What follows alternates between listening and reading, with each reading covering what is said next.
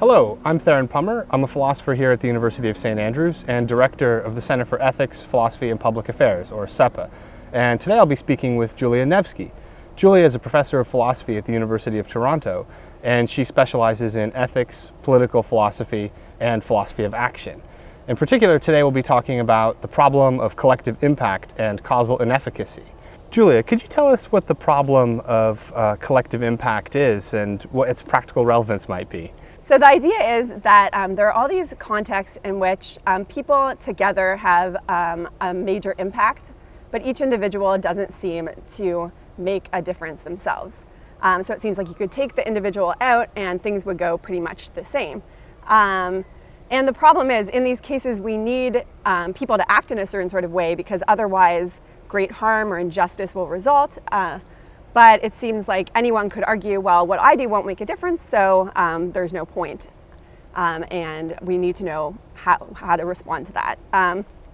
Okay, so just to give you an example, imagine that there's a charitable organization that's aiming to improve hospitals in an impoverished country. Like suppose the hospitals there are a total mess, they're not, they have like crumbling walls, they're not sufficiently clean, they're crowded, they have broken down old equipment, and so it would really improve things a lot to upgrade these hospitals. And suppose they have a campaign around the United States, say, in a lot of cities saying like text $20 to this number to help out.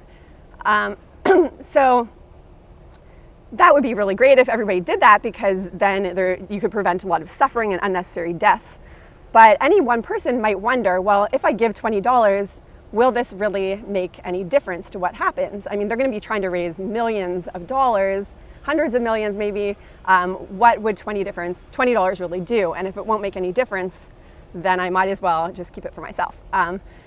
And the problem is it's not entirely clear how to respond to that. You might think, oh, it's easy to say, of course it will make a difference. Like you give them $20, it's going to make a small difference. They can buy $20 more worth of stuff, more equipment, or $20 more paint, like for the walls of the new hospitals. But it doesn't seem like that's how actually things would go, because it's not like every time they get $20, they call up the paint store and say, okay, I need another $20 of paint. Instead, they collect all this money and then at some point they make a decision based on how much money they have and other sources of funds they can tap into about what they're going to do on the large scale and how they're going to do it. And it's hard to believe those decisions are going to go differently in virtue of $20 more or less in their giant pool. So I think there is a real problem there, and it comes up in many other contexts like climate change. Climate change is caused by many people acting in certain ways, like driving, flying, and so on. But you might wonder, does my individual acts like this make a difference? Like if I hadn't come here to Scotland on an airplane, would the problem be less severe? It seems doubtful. It seems doubtful that if you took my flying here away, things would be any better. And everyone can think that same thought about their own individual actions. Consumer choices have a big effect on animal welfare or like worker exploitation or how well people are paid around the world. But you might wonder, like for any one purchase, will it make a difference? So the problem is people can make this argument, it won't make a difference what I do, so there's no point in acting otherwise. And if everybody reasons in that way, we're going to have serious harm or injustice, but we need to figure out where that argument goes wrong. We can't just dismiss it. Great, thanks. That's really helpful. I wonder if the last thing you said could itself provide a resolution to the problem, though. You said if everybody reasons in that way, then the outcome would be very bad. So I wonder why we couldn't solve the problem of collective impact by appealing to a sort of standard Kantian test of testing out the permissibility of an action by asking, well, what if everyone acted that way? What do you think of that type of solution? Right, yeah. Well, I mean, that's like a tempting reply. You hear people do that. If you say, it won't make a difference what I do, and then people might say, well, what if everybody did that? I don't think we can there may be something to that, but I don't think we can just dismiss the problem by saying that. I mean, a first thing to note is that there are a lot of things that if everyone did them, the consequences would be bad, but that's like no argument against doing them. For example, suppose you want to be a nurse. Well, if everybody became nurses, Well, that'd be a disaster. There'd be no doctors, there'd be no farmers, there'd be no plumbers, there'd be all these other jobs wouldn't be filled, so it would be really bad. But that doesn't seem like any argument at all against being a nurse. Now, what you might say to that is, okay, well, what I really meant is there is a real risk that everyone, or at least too many people, will do it, and so things will be bad. Because there's that big risk of it, I need to not do it. And I mean, that is true in these cases that we're talking about. But I think for sure you're going to have to tap into that. You're going to have to look into that, either the implications or the significance of that to solve the problem. But I don't think we can just say that and consider the problem solved. Because in a way, by just saying that, you're just stating one half of the problem itself. Like the problem was, there's a risk that if we all do this, there will be a lot of harm. But it doesn't look like it makes any difference if I do it, so why can't I go ahead? So if you just say the first part, you haven't really, I can just come back again with that second part. Well, but it doesn't make a difference if I do it. So we need to say more about what the significance of the first part is. But maybe if we dug more into it though, like thinking about the significance, you could get somewhere. And there's this old paper, this 1960s paper by Colin Strang, that's like kind of charming. It's written all in dialogue form, where he says some of the things I just said about the what if everyone did that reply. And then he goes on to argue that whenever people say that what if everyone did that reply, they're really trying to get at this deeper point that because if everyone did that, there'd be these bad problems. We have an obligation on the group as a whole, a collective obligation, to make sure that doesn't happen. And that this gives each individual a duty of fairness to not act in that collectively harmful way. So the idea is maybe that's what people are really getting at when they say, what if everyone did that? This idea of a collective obligation and a duty to do your fair share. So do you think this collective obligation and individual duty based on sort of fair participation in discharging the collective obligation is a plausible solution? Yeah, so unfortunately, no. I mean, I don't think, I think there might be something to that idea again when we're thinking about the morality of these cases, but I don't think it works as a solution to the problem that I'm talking about. So it doesn't work as a reply to the but I make no difference, so what's the point argument. The reason I don't think it works as a reply to that argument is, this view wants to say, well, there's a collective obligation, and then that means each person has to do their fair part in it. You have to pull your weight in what we all ought to be doing. And I'm not sure that you can use that in reply, because if you don't make any difference, it doesn't seem like you're doing any real share of the work we all need to be doing at all. We're saying, well, it won't make any difference to whether or not these hospitals are built or to how they're built if you give that $20. So then how is giving the $20 doing a part of the collective obligation at all? It seems to not be doing any real work towards it at all. So to say, oh, well, you have to do it because it's your fair share doesn't seem to work. It seems, in other words, it seems like we need a prior solution to the problem. We need to know why, even though it looks as though you don't make a difference, you are actually doing something useful towards the project of building the hospitals by giving the $20. We need that prior answer before we can say, well, and now you have an obligation to do it because it's your fair share. So some act consequentialists like Shelley Kagan will appeal to standard expected utility theory to solve the problem. That would be a positive solution that would sort of fill the gap that you were just suggesting if it were successful. Do you have any thoughts on, well, first, could you tell us a bit about this solution and say whether you think it works or not? You're right, like this would fill that gap, because the way this reply works is it says, it's actually not true that you won't make a difference. It rejects the it makes no difference claim itself. And it does that not by saying you definitely do make a difference, but by looking at chances of making a difference. It says even if you might not make a difference, you might. There's always at least a chance that you will. And that this is going to explain why we should act in these ways rather than others.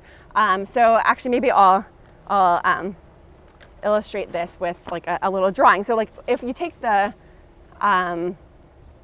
case of the hospital building, and so the claim is like $20 doesn't make a difference, but they're going to point out, well, but at some point when they're raising money, that enough money will make a difference to the project. So like as the money increases, they can do more things. And they're going to use this to try to show that you individually might make a difference, even if it's not very likely. Okay, so we could draw a graph just to visualize what the argument is. This axis is money, this is harm prevented. And the idea is like, well, as you go along raising money, at first, like the project's just not viable. But then maybe they hit a certain mark. Now they've got like $500,000. They can do something. They can upgrade maybe some equipment. So now there's something that you can prevent some harm. But still, it's not that much. But then they raise some more money, and now, they've got more. They can do more with the project, and it continues along. That they reach certain points where now they can actually do more. And then at a certain point, maybe it's like, here we've got the best version of what they want to do, or like what they're aiming for is over here. And so the thought is, the expected utility argument says, yeah, you might not make a difference, but you might, because imagine the total pool ends up on one of these, or on one of these points. Then if there was just $20 less, you wouldn't have reached that point. And so you made a lot of difference. So if there was just $20 less, you wouldn't have hit the point where you can now do more. So you make a big difference. Now you might say, okay, but it's super unlikely. We're talking about millions and millions of dollars here. It's super unlikely we're going to land exactly on one of these points. But what they say is that, yeah, it is unlikely, but it's a big difference a big effect you'd have if you did land on one of those points. So it's a tiny chance, but a tiny chance at a very big difference. And that's where the idea of expected utility comes in. So that a tiny chance at a big difference is a large expected benefit, where that is just the chance multiplied by the magnitude of the difference. So there's a small chance of making a big difference, like these big jumps in how much they can do. That gives you reason to do it, and indeed it gives you enough reason to outweigh any benefits you might have gotten from that $20, at least for a lot of us, maybe not if you're poor. Okay, so you should give the money. So that's the expected utility reply. Do I think it works? I have some worries about it. I think that it might work in some cases, but the worries are, well, firstly, I'm not sure that there are always these precise points where $20, say, and that's in our example, but you could, in different examples, it would be other things like one act of driving. I'm not sure that these precise points necessarily where things will go differently if you didn't do it. Because certainly things are going to change as they go up, but maybe they would have buffers such that, they're not going to let the project fail because of $20. They'll just give the $20 themselves, or they're just not going to be thinking in those terms when they're deciding what to do.